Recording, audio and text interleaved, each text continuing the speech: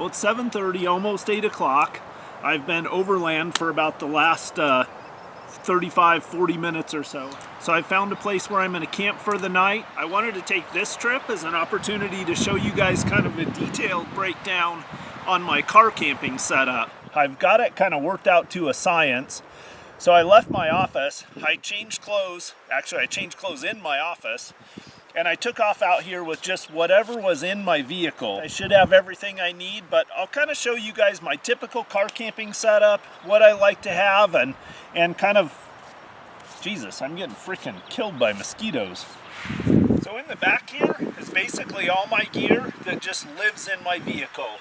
Most of this stuff never comes out of here.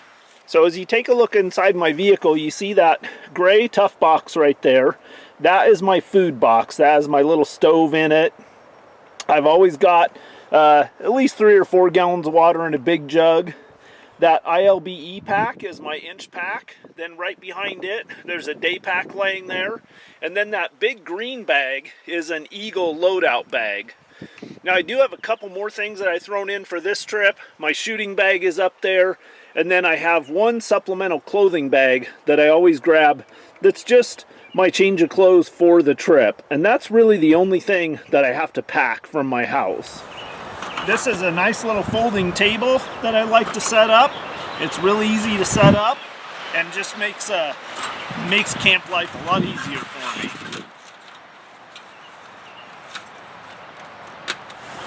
And I also always have a folding camp chair. Again, just one of those comfort items that makes life a lot more pleasant out here.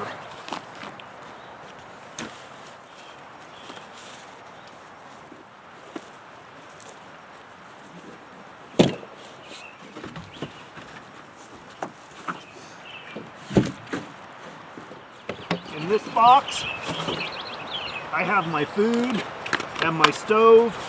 So I typically will set up my whisper light. One of my top favorite pieces of gear is my Whisper Light stove.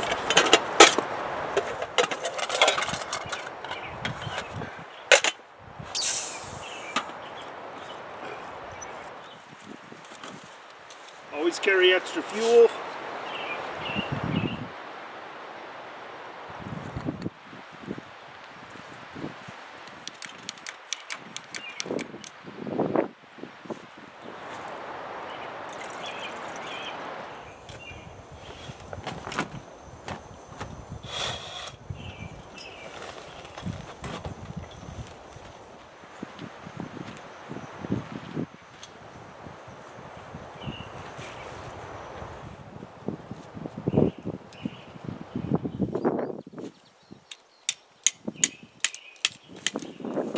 Light's failing, but next I'm going to toss my sleeping bag, my pillow, and a poncho liner up there.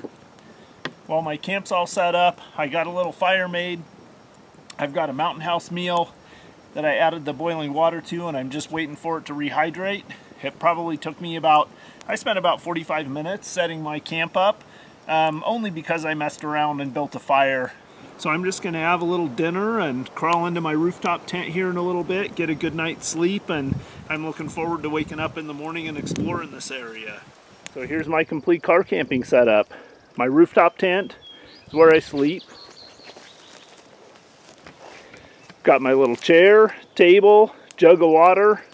Last night I built a little fire pit over there, but got my stove set up. Everything on that table goes in that food box right there. And you can see I have a little bit of gear left in my car. I just put my sleeping bag in there this morning because it was damp and I want to let it air out, but I'm going to be rolling out of here pretty soon. Got my inch pack in there, little array of silky saws.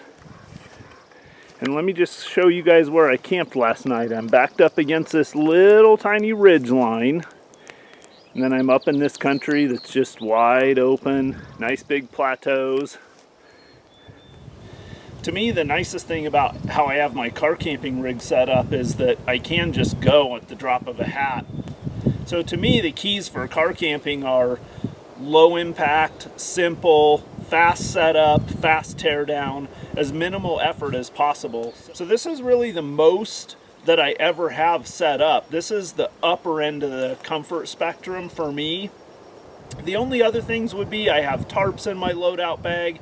If it was pouring down rain, I might string up a tarp so I had a little bit of cover from the rain while I was cooking and things like that. But for the most part, this is as involved as my car camping setup gets. So I hope you guys enjoyed. I know it wasn't fantastic, but I just wanted to give you a quick little glimpse of my my full car camping setup. I'm gonna have my breakfast and tear my camp down, then I'm gonna drive a couple of miles further out there. Gonna go do some exploring.